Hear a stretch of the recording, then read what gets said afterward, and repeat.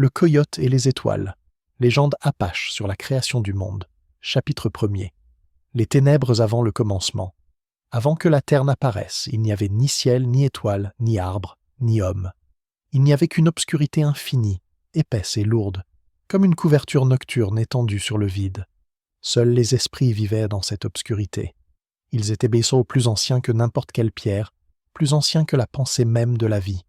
Ces esprits chuchotaient entre eux dans les profondeurs des ténèbres, et leurs murmures ressemblaient au vent qui n'avait encore trouvé ni colline ni vallée pour s'y glisser.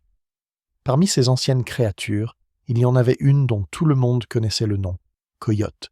Ce n'était pas simplement un animal ni un simple esprit, c'était un rusé, un trompeur, mais aussi un créateur. Ses yeux brillaient dans l'obscurité comme les 2 premières étincelles promettant que le ciel brillerait un jour. Il marchait dans le vide, comme s'il avait sous ses pattes un chemin pavé de pierres invisibles. Le coyote n'était pas seul. Dans l'obscurité, d'autres forces coexistaient avec lui, les anciens de l'esprit du feu, le vent éternellement errant et la voix des eaux souterraines.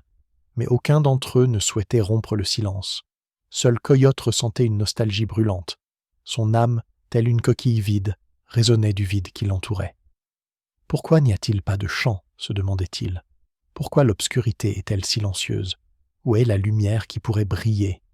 Il errait dans le vide, laissant derrière lui des traces, de longues lignes sinueuses semblables à de futures rivières. Chacun de ses pas était rempli d'impatience.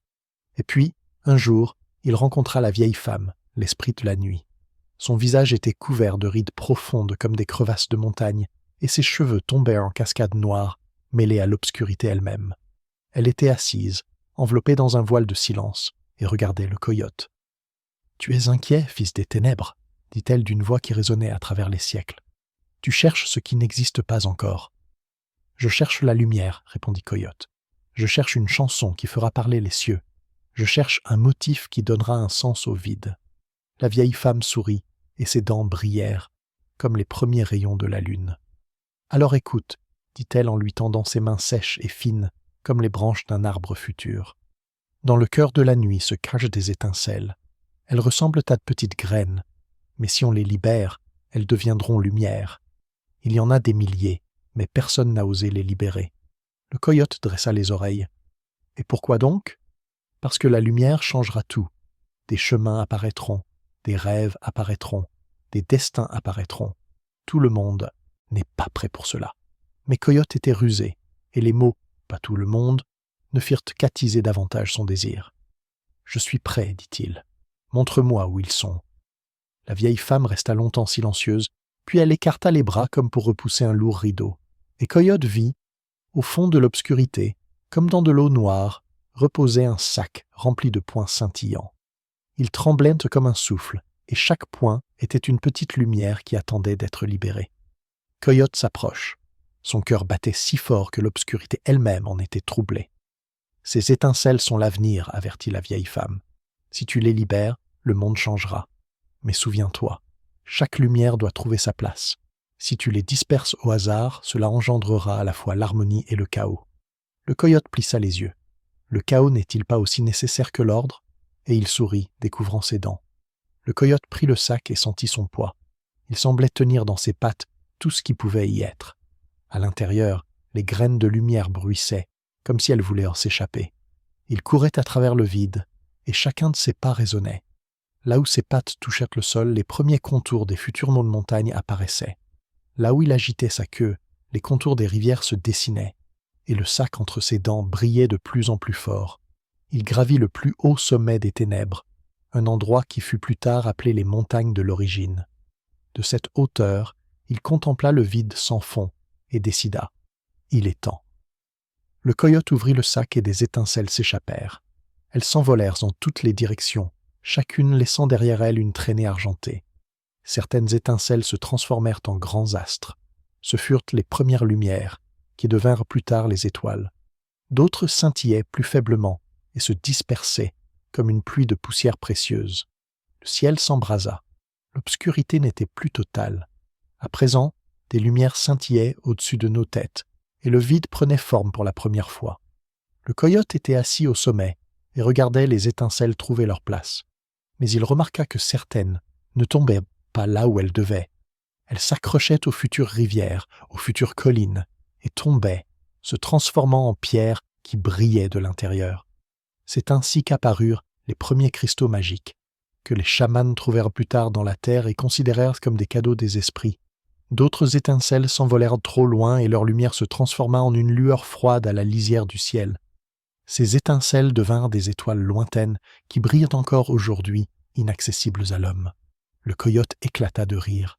Son rire était fort, il résonna dans les vallées futures, éveillant dans le monde la première joie et la première audace. Mais avec la joie vint aussi autre chose. La voix des eaux souterraines descendit du ciel. Sa parole était grave et profonde, comme le bruit des vagues. « Tu as rompu l'équilibre, coyote, dit-il. Désormais, l'obscurité ne sera plus jamais le silence. Le monde a désormais un commencement, ce qui signifie qu'il aura un jour une fin. » Le coyote se contenta de sourire. « Sans commencement, il n'y a pas de chemin, répondit-il. Et sans chemin, il n'y a pas de chanson. » Et au moment où il prononça ces mots, le chant du vent retentit pour la première fois dans le monde. Il naquit de lui-même, porté par les lumières qui scintillaient dans le ciel. Et les esprits, qui dormaient jusque-là dans le silence, l'entendirent et se réveillèrent. C'est ainsi qu'apparut la première nuit, la nuit étoilée. Elle était froide, mais on pouvait pour la première fois distinguer les contours des terres futures. Le coyote s'allongea au sommet et regarda son œuvre. Les étoiles se reflétaient dans ses yeux, et il semblait qu'il faisait lui-même partie du ciel.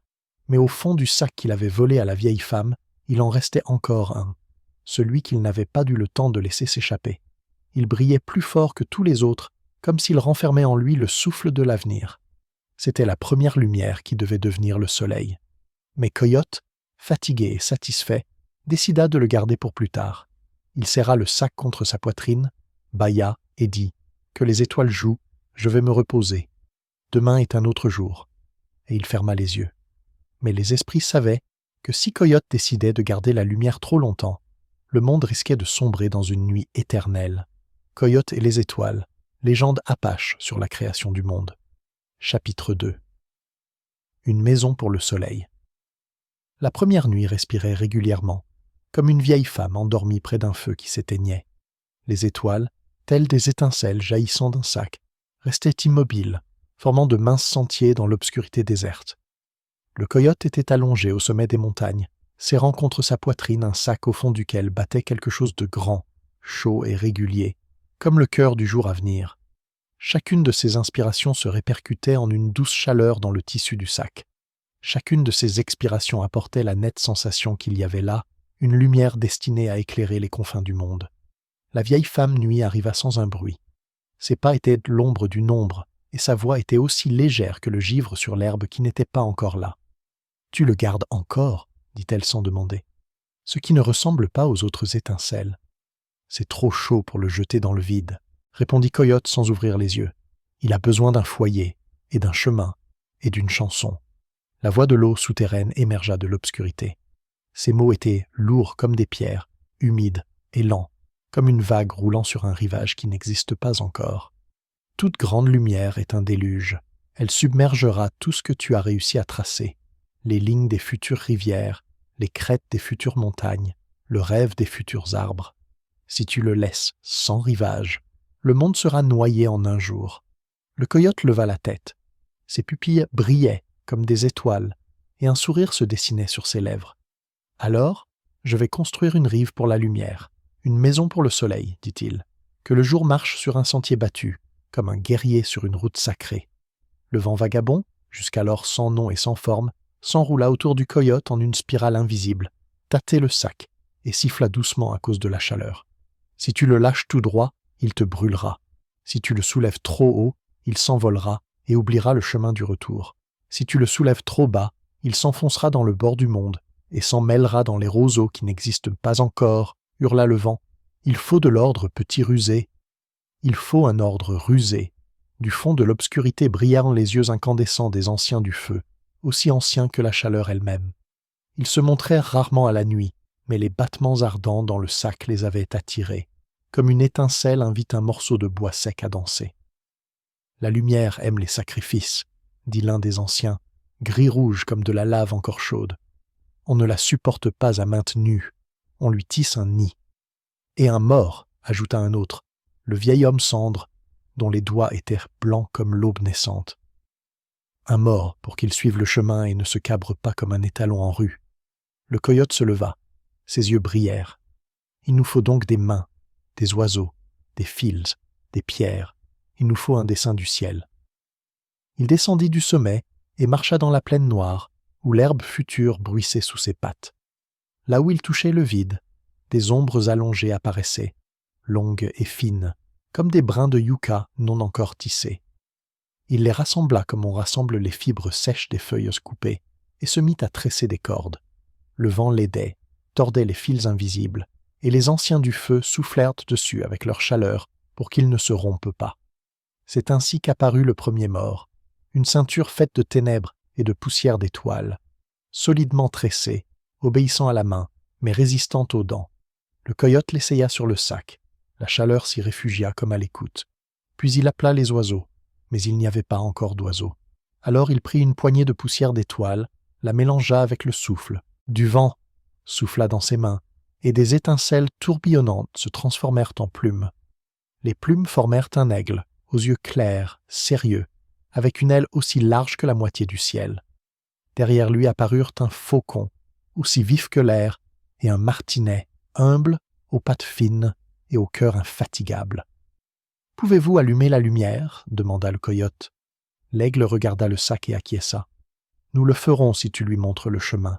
Le ciel est vide, nous ne voyons pas où il va. »« Alors j'ai besoin d'une pierre, » dit Coyote. « Une pierre que l'on puisse placer au cœur même du ciel. » Ils marchèrent pendant 3 jours de la première nuit, ou peut-être 3 respirations, car le temps n'avait pas encore appris à se compter. Au bout du chemin, le vide butait contre une masse sombre, noire comme des paupières closes. C'était la montagne du commencement, celle sur laquelle Coyote avait dispersé les étoiles. Il gravit à nouveau ses flancs, mais cette fois, son chemin était éclairé par une lueur rouge tremblante qui filtrait à travers le tissu du sac. Au sommet, Coyote s'agenouilla et colla son oreille contre la pierre. Celle-ci répondit d'un grondement sourd comme un tambour au fond d'une caverne.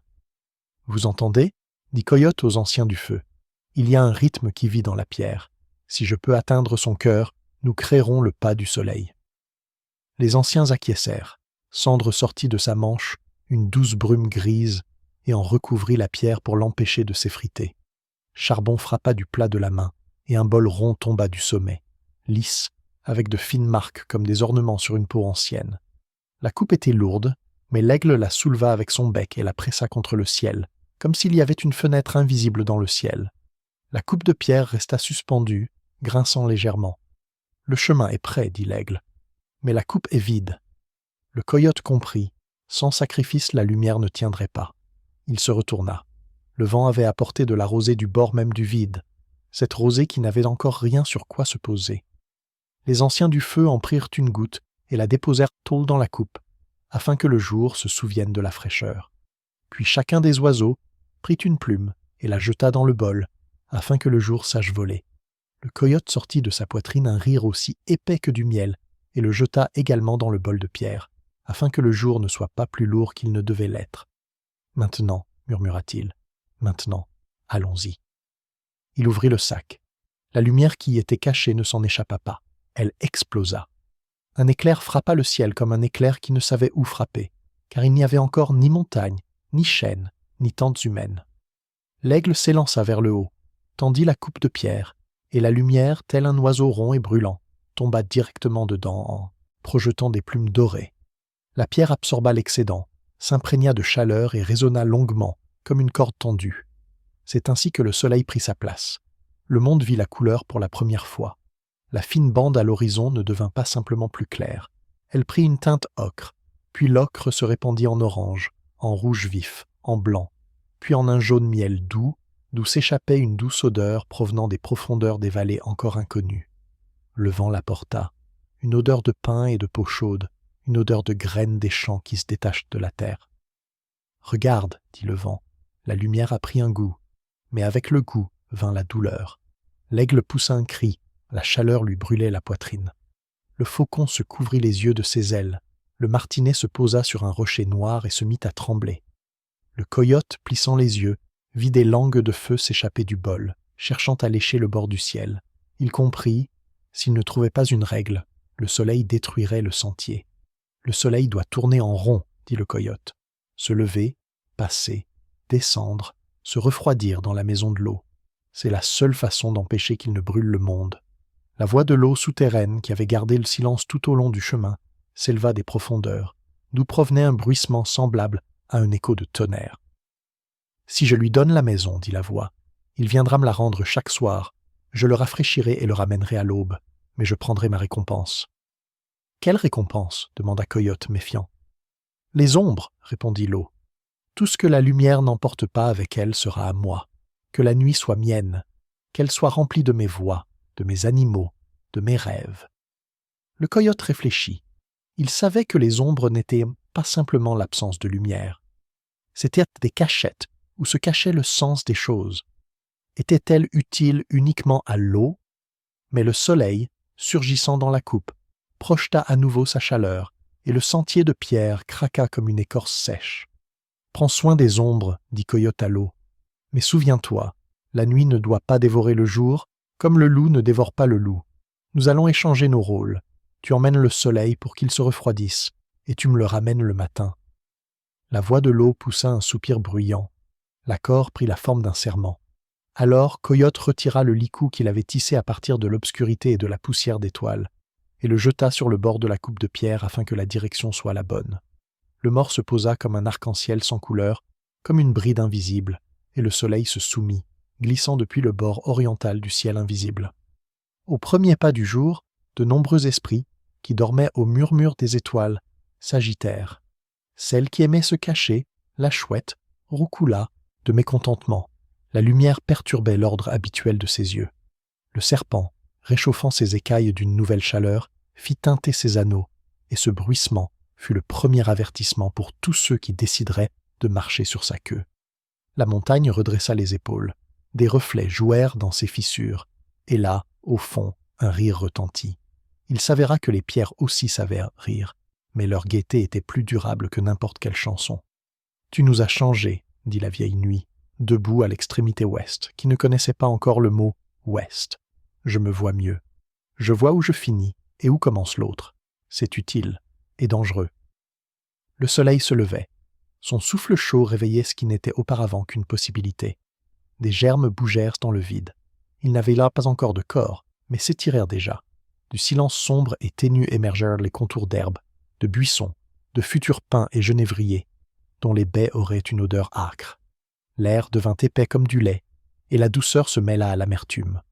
Le vent se mit à jouer avec les futures plumes multicolores des oiseaux qui n'avaient pas encore quitté la main du coyote, et les ombres suivirent pour la première fois quelque chose, une pierre, un buisson invisible, le dos du coyote.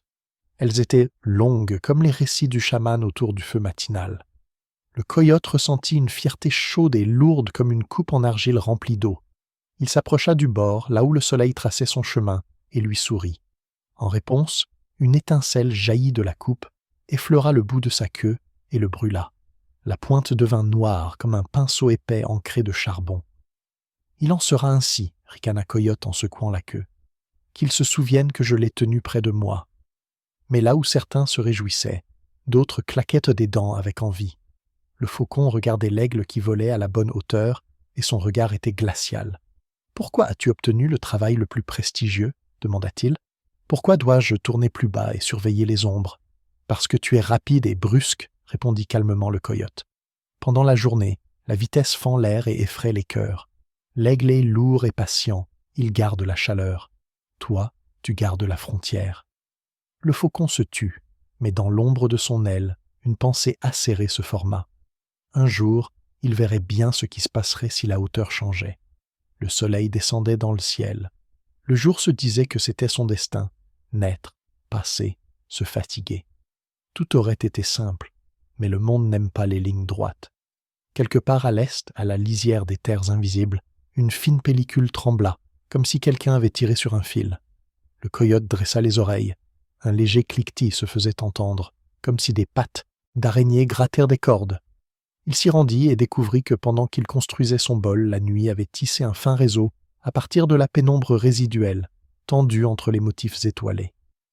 De minuscules lumières ternes, comme des gouttes de rosée, pendaient au fil, des étincelles évanescentes qui n'avaient pas trouvé leur place lorsque Coyote avait dispersé les étoiles. « Je ne conteste pas ton soleil, dit la vieille nuit en se tenant à l'écart. Mais j'ai moi aussi besoin d'un guide. Je ne peux pas faire tout le chemin seul. Laisse-moi avoir une lumière qui ne brûle pas, que ce soit un feu tranquille pour ceux qui aiment les ombres. » Coyote ferma les yeux. Il savait que la lumière était comme une chanson, qu'elle devait avoir des notes graves et aiguës. Sans les graves, même la mélodie la plus cristalline assèche la gorge. « D'accord, dit-il, mais maintenant, c'est le jour. Et que ce jour arrive jusqu'à la maison de l'eau. La nuit, je reviendrai vers toi, et je te tisserai un compagnon. » La vieille femme nuit acquiesça, et le cliquetis arachnéen s'éteignit, laissant planer la promesse suspendue à un fil. À midi, un mot qui n'existait pas encore mais qui se formait déjà au fond de la langue, le soleil était si chaud que la coupe de pierre gémit. Ses bords gonflèrent, comme des lèvres qui auraient longtemps retenu un mot brûlant. L'aigle battait lourdement des ailes, le faucon décrivait nerveusement des cercles. Le martin-pêcheur suivait à peine l'ombre du coyote, comme s'il avait peur de se perdre. « Il a besoin de médicaments, » croissa l'aigle. « Sinon, il va brûler la coupe et s'effondrer. » Le coyote s'assit sur le bord d'une pierre et se mit à réfléchir. Le vent lui parlait du côté froid de chaque feu. Mais comment l'atteindre? Il se souvint de l'eau, profonde, sombre, capable d'avaler les éclairs et de les renvoyer dans le silence. « Oh !» appela-t-il, « donne-moi un souffle qui refroidit sans détruire. » La voix de l'eau souterraine s'éleva comme une brume et se posa dans la paume du coyote, lourde et fraîche comme du sable mouillé. Le coyote jeta cette fraîcheur vers le haut. Elle frappa la coupe et se répandit sur son bord en un mince serpent transparent. Le soleil tressaillit et se mit à briller plus régulièrement. Sa chaleur ne s'était pas éteinte, mais elle obéissait désormais à des règles. C'est ainsi qu'apparurent les nuages, pas encore blancs, plutôt incolores, mais capables d'adoucir le feu. « Bien !» soupira l'aigle. « Mais qu'est-ce qui l'empêche de rester là-haut pour toujours ?» Le coyote sourit d'un coin de la gueule. « La faim. La faim de qui ? La sienne. Le grand monde aussi mange. Il mangera son temps. » Les mots semblèrent étranges aux oiseaux, mais ils étaient vrais. À l'heure où la coupe de pierre s'inclina vers l'ouest, mot que la nuit essayait déjà de prononcer, le soleil s'était rassasié de son propre chemin et était devenu lourd. Il s'étira vers le bas, vers l'eau. Là, au bord, la voie de l'eau souterraine ouvrit une porte invisible. Le soleil y glissa, siffla, et le monde entendit pour la première fois le son du soir, long, calme, comme le soupir d'un homme qui ferme les yeux. L'obscurité revint lentement dans les vallées. Pas d'un bond brusque, ni d'un coup, mais doucement, comme un châle jeté sur les épaules. Mais maintenant, elle était différente. Elle se connaissait. Elle se souvenait des boucles des nuages, des marques laissées par la chaleur sur la pierre et de la résine chaude des futurs conifères. Dans cette obscurité, les ombres bougeaient de manière significative, et les étoiles, éparpillées par coyotes, prenaient place autour du bol de pierre, comme des enfants autour d'un feu endormi. « Le soleil a trouvé sa maison, » dit la vieille femme nuit en s'approchant. Des gouttes de rosée céleste brillaient dans ses cheveux.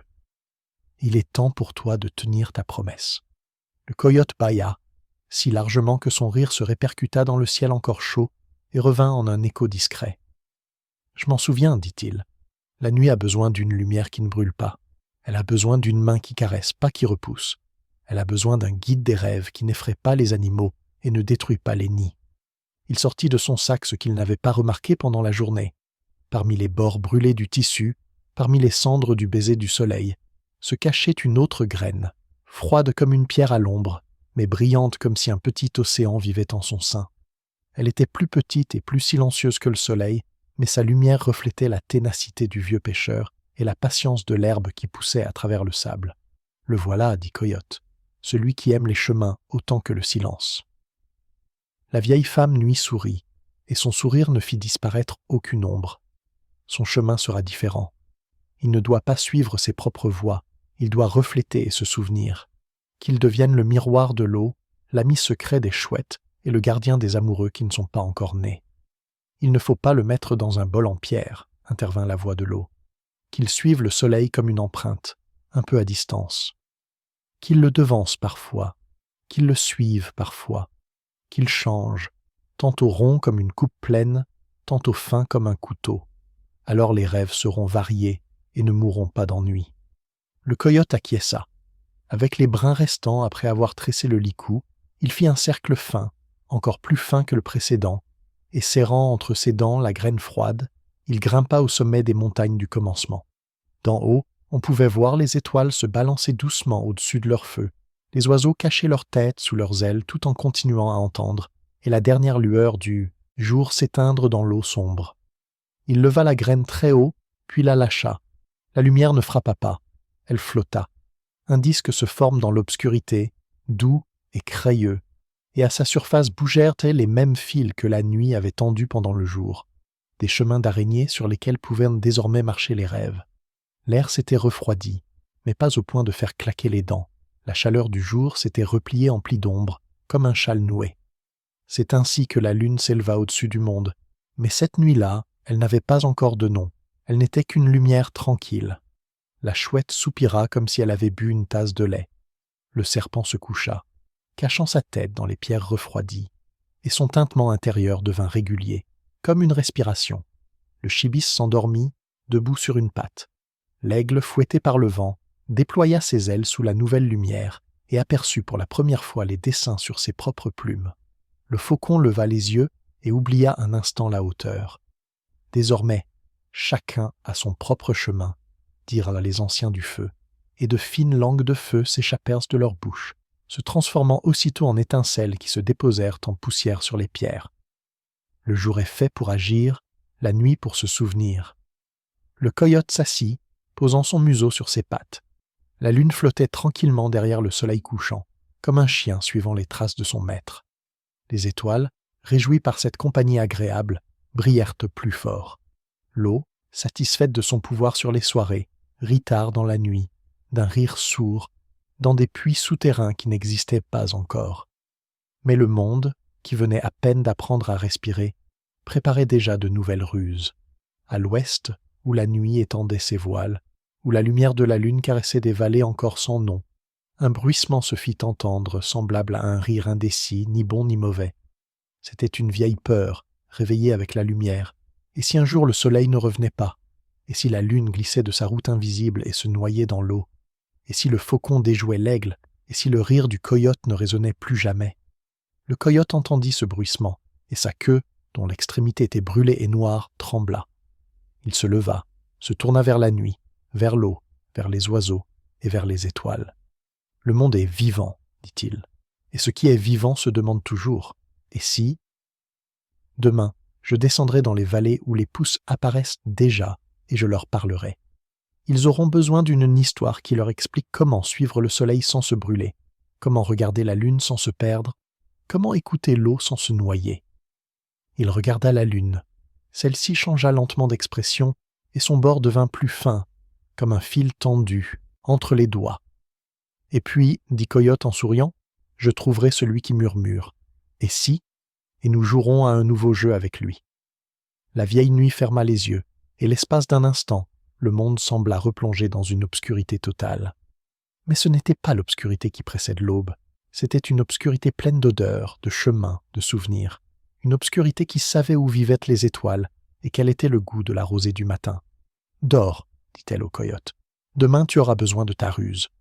Il n'est pas aussi facile de négocier avec les plantes qu'avec les pierres. Elles sont douces, mais têtues. Elles poussent là où on ne les attend pas. » Le coyote posa sa tête sur ses pattes et ferma les yeux.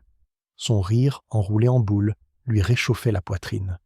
Le vent s'installa dans sa fourrure et cessa de hurler, se contentant de respirer.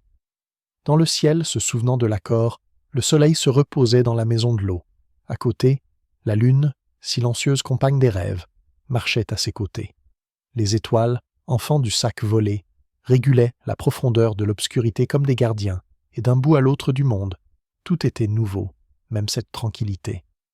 Ainsi s'acheva la deuxième nuit du premier temps, lorsque le soleil trouva sa maison, que la lune obtint sa route et que la ruse du coyote devint un pont entre la chaleur et la fraîcheur. Le matin formait déjà son premier mot, et quelque part en bas, dans les vallées, dans les minces fils d'encre des ombres, naissaient des histoires, celles-là même qui seraient ensuite racontées autour des feux. Comment vivre quand le jour et la nuit sont devenus amis, et que faire quand quelqu'un voudra un jour briser leur amitié. Et Coyote, comme s'il entendait cette lointaine promesse, sourit dans son sommeil.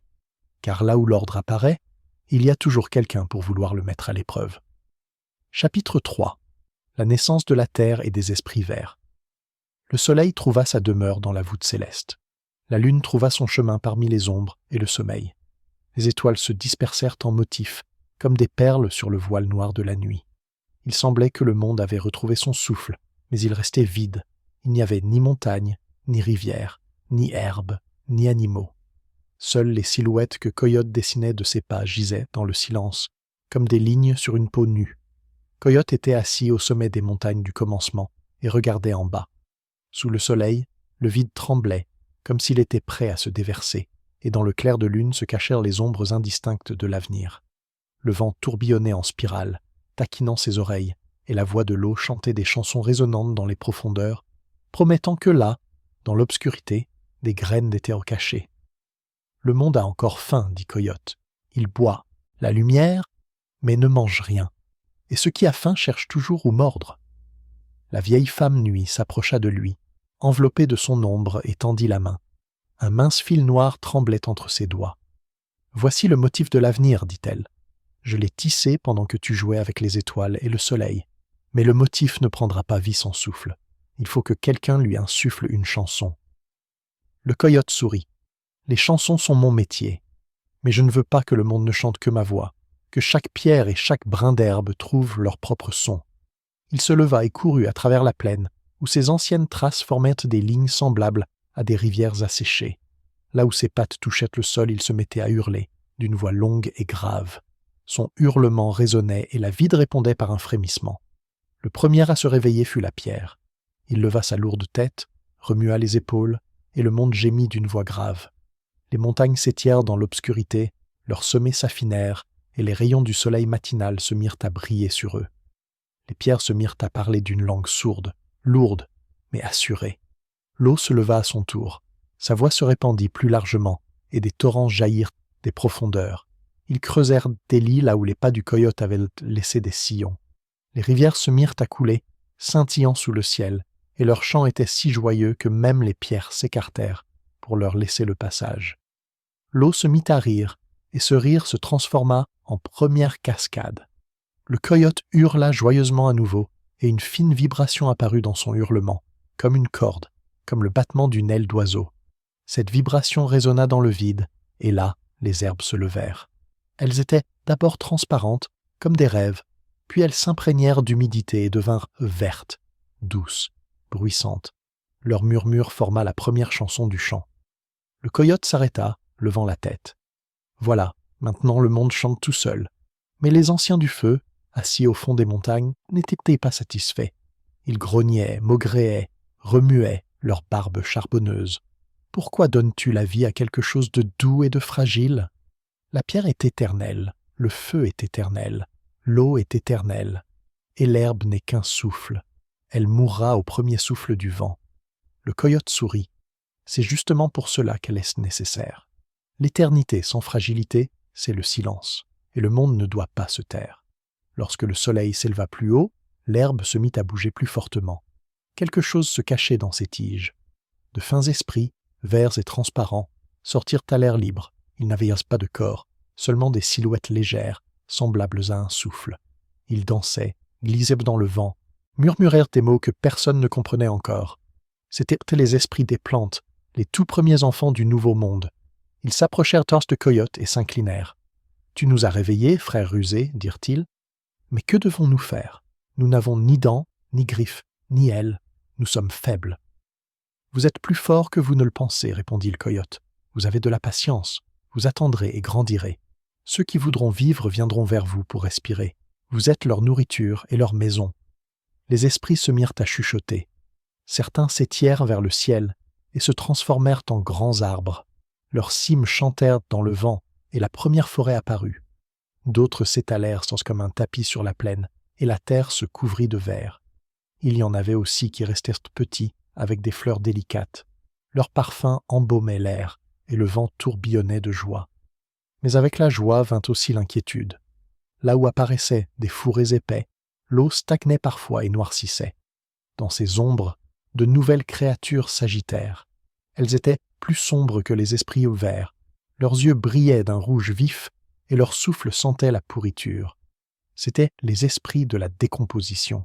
« Nous sommes les enfants de l'eau et des ténèbres, sifflèrent-ils. S'il y a croissance, il doit y avoir mort. Nous mangerons ce qui tombe et pourrit. » Les esprits verts reculèrent, mais Coyote les retint. Il doit en être ainsi. Sans vous, l'herbe étoufferait sous son propre poids. Mais souvenez-vous, vous n'êtes pas les maîtres, vous êtes les serviteurs. Si vous êtes avides, le monde étouffera avant l'heure. Les esprits de la décomposition sifflèrent méchamment, mais acceptèrent. Ils se cachèrent dans l'ombre pour attendre leur heure. Au 3e jour de la création, les premiers animaux apparurent. Ils n'étaient pas tels que nous les connaissons aujourd'hui, mais plutôt comme des ombres, des images tissées à partir d'un rêve. Le vent apporta des silhouettes, un élan aux cornes comme des branches d'arbres, un cerf aux yeux pleins de lune, un loup aux dents brillantes d'une lumière blanche. Ils sortirent de la brume, reniflèrent à l'herbe, et leur souffle devint partie intégrante du chant du monde. Le coyote les regardait en souriant. Maintenant j'aurai des compagnons de conversation. Mais lorsqu'il rit, son rire résonna, et un autre rire lui répondit, celui d'un coyote sombre. Ses yeux étaient rouges, et ses dents brillaient comme des os nus. C'était son double, né de l'envie et de l'ombre. « Tu as fait trop de bruit, » dit le coyote sombre. « Maintenant tout va pousser et mourir, et personne ne se souviendra que tu étais le premier. Je prendrai le droit de détruire. » Le coyote plissa les yeux. « Qu'il en soit ainsi. Mais souviens-toi, détruire, c'est aussi un travail, et un travail difficile. Fais attention à ne pas te blesser. » Et tous deux éclatèrent sur de rire, l'un d'une voix claire, l'autre d'une voix rauque. Leurs rires se mêlèrent, et le monde trembla. Depuis lors, chaque germe sait qu'un jour, il tombera en terre pour laisser place à un nouveau. Quand la nuit tomba, la lune apparut dans le ciel et illumina les nouvelles forêts. Les ombres des arbres s'étiraient comme de longs doigts, et les étoiles se reflétaient dans les rivières. Les esprits verts chantèrent des chansons, et leurs voix s'élevaient comme la fumée d'un feu de camp. Mais avec les chants, des bruissements sortirent de l'obscurité, les murmures de ceux qui ne voulaient ni lumière, ni croissance, ni chanson. Le coyote les entendit et leva la tête. « C'est un nouveau défi, dit-il. Le monde est devenu vivant, et il va maintenant se faire des ennemis secrets. Mais bon, que l'aventure commence. » Il s'allongea sur le dos et regarda la lune flotter dans le ciel. Les esprits verts dansaient, l'eau murmurait ses histoires, les pierres résonnaient d'un son grave, et dans les profondeurs, le coyote noir s'agitait, attendant son heure. Ainsi s'acheva la 3e nuit du premier temps, la nuit où le monde se couvrit de verdure pour la première fois, où les champs des herbes apparurent, et où le coyote rencontra sa propre ombre. Chapitre 4. Les premiers hommes et l'épreuve de l'âme. Depuis que l'herbe avait recouvert la terre et que les animaux étaient sortis de la brume, plusieurs jours et plusieurs nuits s'étaient écoulés dans le premier temps. Le monde s'est rempli de chants. Les pierres résonnaient, l'eau murmurait, le vent sifflait, les arbres chuchotaient. Même l'obscurité a trouvé sa voix, douce et bruissante, comme les pas d'êtres invisibles. Mais il manquait quelque chose à ce cœur. Le coyote le sentait, allongé au sommet des montagnes du commencement. Il écoutait le monde, et un vide grandissait dans son cœur. « Tous chantent, sauf ceux qui pourraient raconter des histoires, » dit-il au vent. « Les animaux sont rapides, mais leurs mots sont trop courts. Les pierres sont solides, mais leurs discours s'étirent sur des siècles. L'herbe est douce, mais son murmure se dissout dans l'air. Il faut quelqu'un qui sache garder la mémoire. » Le vent acquiesça en hurlant dans sa fourrure. Le monde est avide d'histoire. Sans conteur, il s'oublierait lui-même. Le coyote réfléchit, et des pensées rusées se bousculèrent dans son esprit. Il savait que les conteurs devaient lui ressembler. Rusés, audacieux, têtus. Mais ils devaient avoir quelque chose qui leur manquait. La capacité de se souvenir non seulement du jour, mais aussi de la nuit, non seulement des rires, mais aussi des larmes. Une nuit, alors que la lune brillait dans le ciel, Coyote se rendit dans la vallée. Il marcha jusqu'à la rivière, où l'eau reflétait les étoiles. Là, dans ses profondeurs, se cachèrent les graines secrètes dont elle murmurait depuis longtemps. « Oh, dit Coyote, tu renfermes en toi le commencement de toute chose. Donne-moi une graine pour de nouveaux êtres, ceux qui garderont la mémoire. » La voix de l'eau souterraine résonna d'un son grave et profond, comme si des milliers de gouttes tombèrent dans un gouffre. « Tu demandes un lourd fardeau.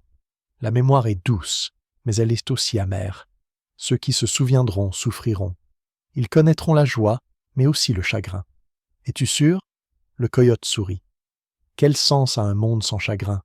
Seule la joie rend l'âme légère, et le chagrin la rend profonde. Sans profondeur, le champ est vide. L'eau resta longtemps silencieuse. Puis sa surface se mit à bouillonner, et une masse argileuse et grumeleuse émergea des profondeurs.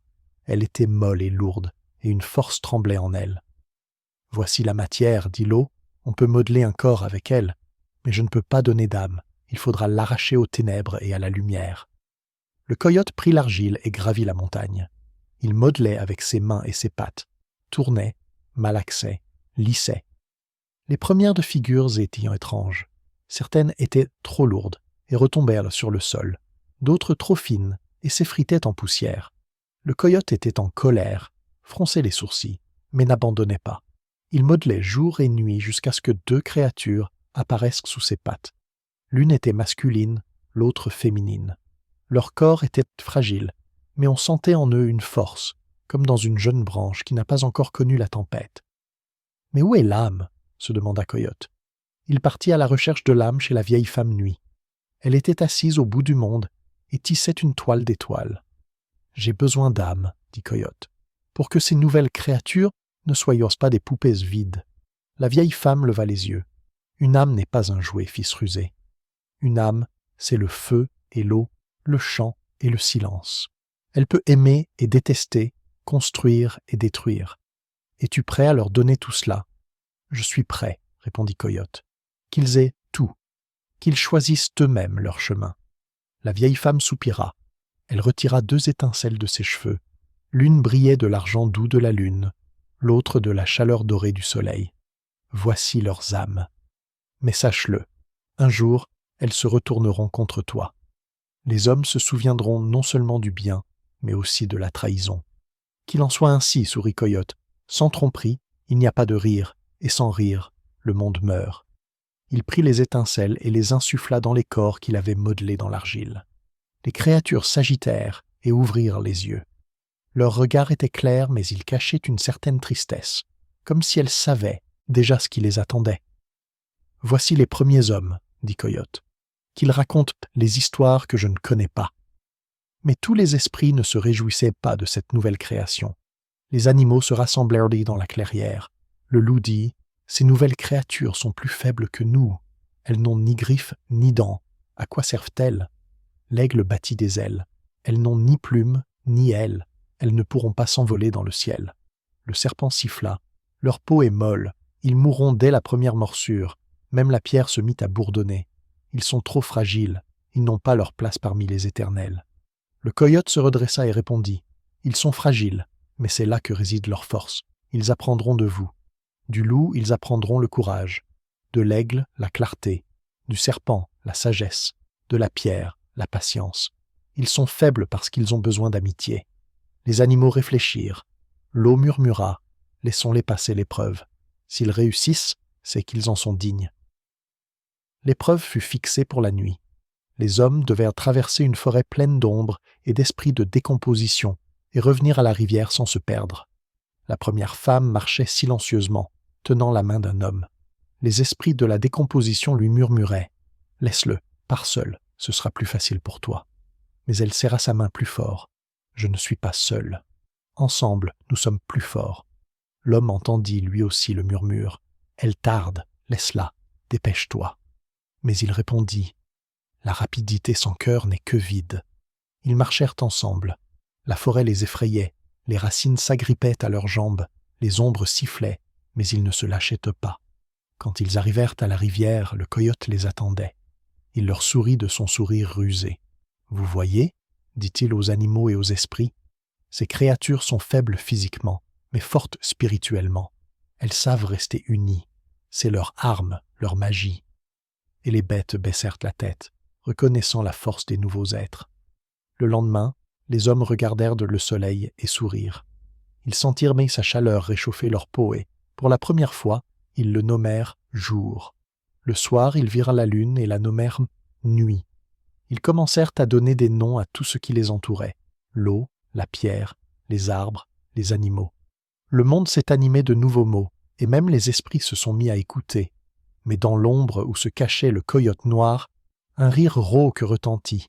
Voici les premiers conteurs, ils garderont la mémoire et les erreurs, ils rendront grâce et maudiront, et un jour, ils oublieront qui leur a donné une âme. Le coyote entendit ce rire, mais se contenta de sourire. Qu'il en soit ainsi, qu'ils oublient. L'essentiel, c'est qu'ils continuent à raconter des histoires, car tant qu'il y a des histoires, le monde est vivant.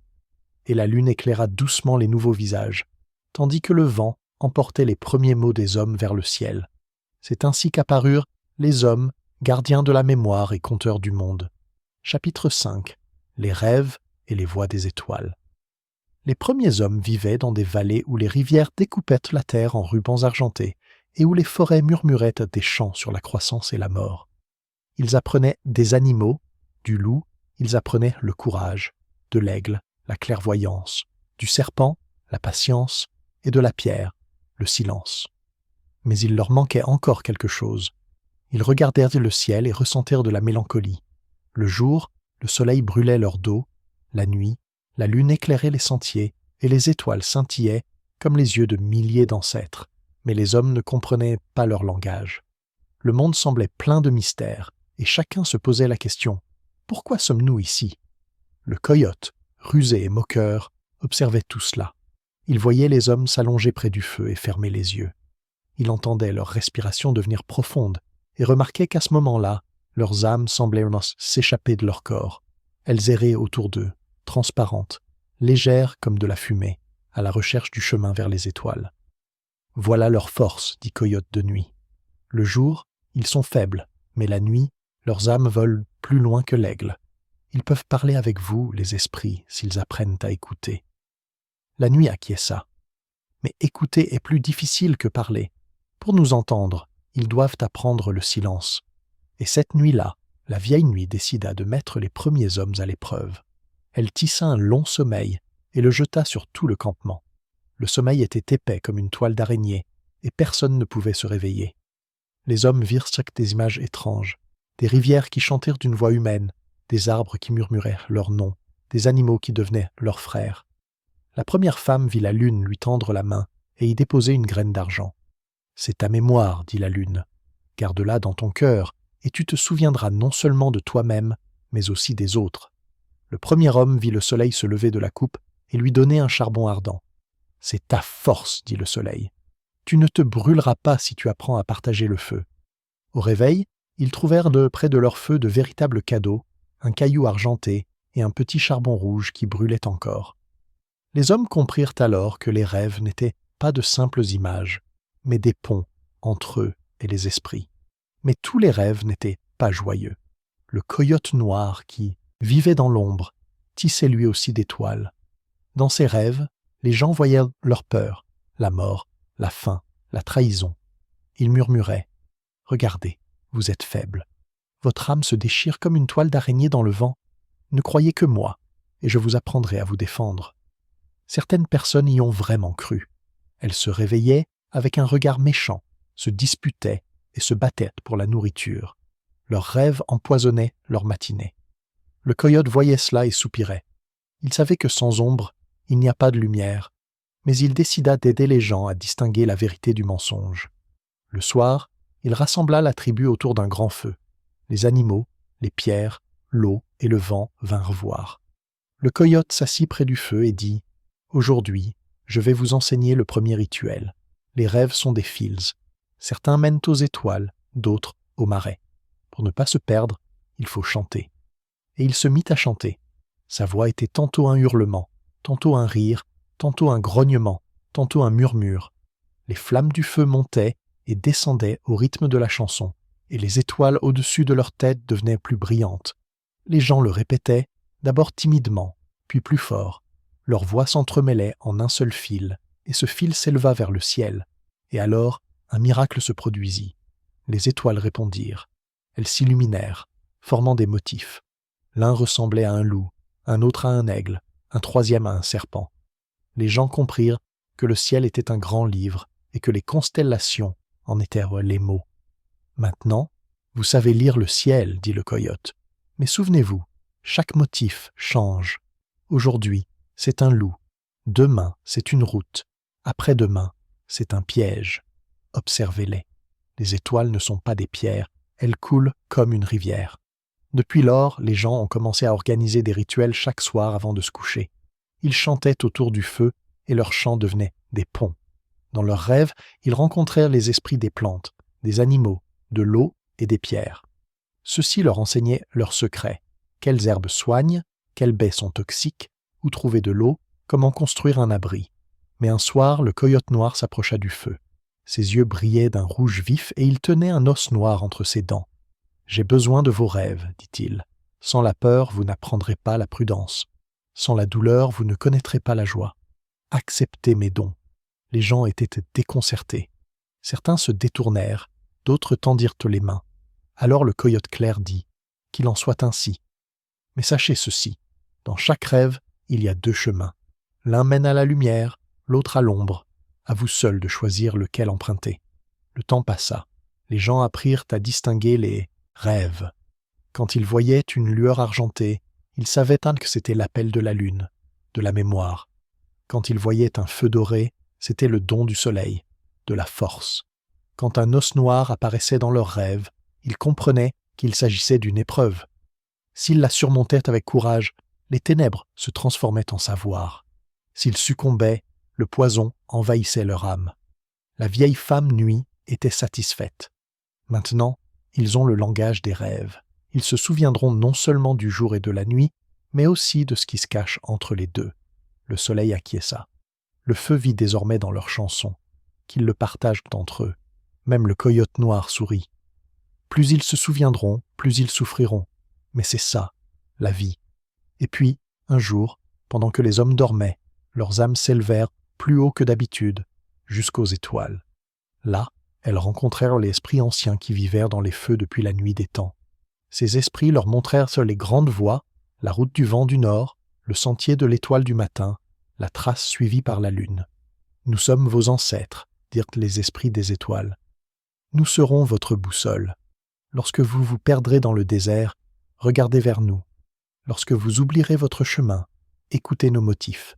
Nous ne disparaîtrons jamais tant que vous vous souviendrez de nous. » Les hommes revinrent avec cette connaissance et la transmisirent aux autres. C'est ainsi qu'apparurent les premières légendes sur les étoiles, les premiers mythes, les premières chansons sur les chasseurs célestes et les animaux sages du ciel. Le coyote écoutait ces histoires et souriait. « C'est bien, dit-il. Maintenant, le monde ne sera plus jamais silencieux. » Ainsi s'acheva la 5e nuit du premier temps. Les hommes avaient appris à écouter leurs rêves, à voir les étoiles comme un livre et à parler aux esprits. Le monde était désormais rempli d'histoires, lumineuses ou sombres, joyeuses ou tristes. Et là où il y a des histoires, il y a la vie. Chapitre 6. L'épreuve du monde. Le monde vivait d'un nouveau souffle. Les gens avaient appris à chanter leurs rêves et à parler aux étoiles. Ils écoutaient l'eau, étaient amis avec les arbres, rendèrent grâce au soleil et à la lune. Leurs feux reflétèrent la lumière du ciel, et tout semblait en harmonie. Mais aucune harmonie ne dure éternellement. Là où naît une chanson, le silence se cache toujours à proximité. Là où il y a croissance, le déclin attend à proximité. Le coyote noir le sentait mieux que quiconque. Ses yeux brillaient au fond des bois, son rire résonnait dans les grottes, ses pas se répercutèrent dans le brouillard. Il observait les humains et avait de plus en plus envie de tester leur force. Ils pensent qu'ils sont devenus sages, croissait-il. Ils chantent aux étoiles et croient comprendre les rêves. Mais que se passera-t-il si je romps leur lien? Si je projette mon ombre là où brille leur feu? Une nuit, la lune se leva au-dessus du monde, mais sa lumière était étrange, trouble comme l'eau d'une rivière marécageuse. Les gens se rassemblèrent autour du feu et se mirent à chanter, mais leur chant ne s'élevait pas vers le ciel. Il se brisait et retombait comme un oiseau à l'aile cassée. C'est alors que l'aigle vint vers eux. Ses plumes étaient ébouriffées, ses yeux inquiets. « Regardez, dit-il, les motifs disparaissent dans le ciel. Le loup n'est plus visible parmi les étoiles. Le serpent s'est dissous. L'aigle lui-même a perdu ses contours. Le ciel se vide. » Les gens levèrent la tête et virent que les étoiles s'éteignaient, effectivement, l'une après l'autre, comme si quelqu'un les éteignait d'une main invisible. « C'est l'œuvre du coyote noir, dit le vent en hurlant. Il veut vous priver de la route. Sans les étoiles, vous serez perdus. » Les gens paniquèrent. Leurs âmes s'élevaient vers les étoiles la nuit, mais désormais elles n'avaient plus nulle part où aller. Les rêves devinrent agités et effrayants. Les gens se réveillaient en sueur, ne comprenant plus qui ils étaient, ni où était leur maison. Le coyote était assis près du feu et observait la scène. Il comprenait qu'une grande épreuve était arrivée. Il se rendit auprès du coyote noir au cœur de la forêt, là où les racines s'entremêlaient si densément que même la lumière de la lune ne parvenait pas à les traverser. Là, son double était assis sur une pierre noire et rongeait un os. « Pourquoi éteins-tu les étoiles » demanda Coyote. Le sombre sourit. « Parce que tu as rendu les humains orgueilleux. Ils pensent que le monde leur appartient. Mais le monde m'appartient, à moi, les ombres, la pourriture, la mort, qu'ils essaient de vivre sans lumière. »« Tu as tort, » répondit Coyote. « L'ombre n'existe que parce qu'il y a la lumière. Sans lumière, tu disparaîtras toi-même. » Le sombre rira d'un rire rauque. « Alors, vérifions. Je vais cacher les étoiles, et nous verrons ce qu'il adviendra de leur chant. S'ils peuvent vivre sans lumière, je céderai. Sinon, le monde reviendra sous mon pouvoir. » Le coyote retourna vers les hommes. Ils étaient assis autour d'un feu mourant, les yeux remplis de peur. « Que devons-nous faire » demandèrent-ils. Le coyote les regarda sérieusement. « Vous devez allumer vos propres étoiles. Le ciel s'est assombri parce que vous comptiez trop sur la lumière des autres. Mais chacun de vous a une étincelle dans son cœur. Tirez-la et élevez-la vers le ciel. » Les gens se regardèrent. Ils ne savaient pas comment faire. Alors Coyote dit « Je vais vous apprendre le rituel. Cette nuit-là, tout le monde se rassembla en cercle. » Coyote leur demanda de fermer les yeux et de se souvenir de leurs souvenirs les plus marquants. Le rire d'un enfant, la chaleur d'un feu de camp, la première pluie, l'odeur des fleurs. Une flamme s'alluma dans le cœur de chacun, dorée pour certains, argentée pour d'autres, bleue ou verte pour d'autres encore. « Ce sont vos étoiles intérieures, » dit Coyote. « Maintenant, laissez-les partir. » Les gens levèrent les mains et les lumières s'envolèrent. Elles s'élevèrent de plus en plus haut, et bientôt le ciel s'illumina à nouveau. Mais ce n'étaient plus les mêmes étoiles que celles que Coyote avait dispersées au commencement des temps, mais de nouvelles étoiles, nées du cœur des hommes. Le coyote noir vit cela et hurla de rage. « Vous m'avez volé les ténèbres !» s'écria-t-il. « Mais je n'abandonnerai pas !» Et il lança une étincelle noire dans le ciel. Elle grandit, se transformant en une tache sombre qui commença à ramper sur les étoiles. Les gens eurent peur. Leur lumière pouvait disparaître à nouveau. Mais alors, la lune fit un pas en avant. « Je serai votre bouclier, dit-elle. Quand les ténèbres viendront, je les affronterai. » Depuis lors, Luna a commencé à changer. Parfois, elle est pleine, parfois fine, parfois complètement cachée, car ces nuits-là, elle combat les ténèbres, les protégeant des humains. Les gens ont retrouvé l'espoir. Ils ont appris à chanter de nouvelles chansons, non seulement sur les étoiles, mais aussi sur la lumière dans leur cœur. Ils savaient que même si le ciel s'assombrissait, un feu indestructible brûlait en eux. La vieille femme nuit les regarda et dit « Vous êtes désormais adultes. Vous n'êtes plus seulement les enfants de la terre, mais aussi les parents des étoiles. » Le soleil ajouta « Vous savez créer la lumière. Cela signifie que vous vivrez même quand je serai fatigué. » Même le coyote noir, en grinçant des dents, a reconnu « Ils sont plus forts que je ne le pensais, mais j'attendrai quand même.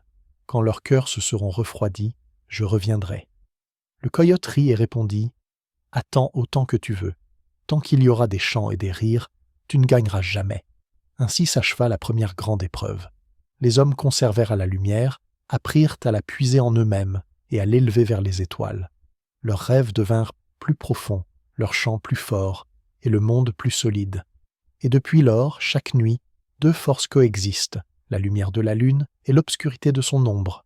Dans chaque âme, il y a une étincelle et un déclin. Mais les hommes se souviennent, les étoiles peuvent naître dans le cœur si l'on n'a pas peur de l'obscurité. Le coyote regardait cela et souriait de son sourire malicieux. Il savait que le monde attendait encore de nouvelles épreuves, de nouveaux jeux, de nouvelles chansons, mais l'essentiel était déjà accompli. Une histoire était née, qui serait racontée, encore, et tant que cette histoire vivra, le monde lui-même vivra.